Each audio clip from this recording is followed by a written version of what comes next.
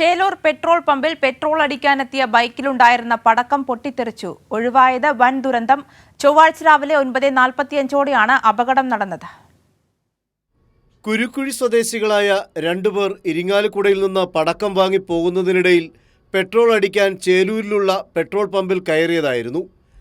ബൈക്കിന്റെ ഹാൻഡിൽ ബാറിൽ തൂക്കിയിട്ടിരുന്ന പടക്കം എഞ്ചിന്റെ ഭാഗത്തു നിന്നുള്ള ചൂടേറ്റ് കവർ ഉരുകി പടക്കങ്ങൾ പൊട്ടിത്തെറിക്കുകയായിരുന്നു.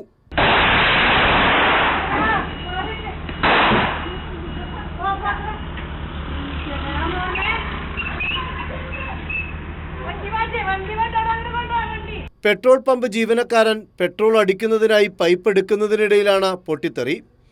ബൈക്ക് മറിഞ്ഞു വീണെങ്കിലും മറ്റ് അനിഷ്ട സംഭവങ്ങൾ ഒഴിവാക്കാൻ ജീവനക്കാരുടെ സമയോചിതമായ ഇടപെടൽ മൂലം സാധിച്ചു. പൊട്ടിത്തെറിക്കുന്ന വസ്തുക്കൾ അശ്രദ്ധമായി കൈകാര്യം ചെയ്തതിന് ബൈക്ക് യാത്രക്കാരായ 2 പേർക്കെതിരെയും കേസെടുത്ത ഇരിങ്ങാലക്കുട പോലീസ് ജാമ്യത്തിൽ വിട്ടയച്ചു. കൈരളി ന്യൂസ്, തൃശൂർ.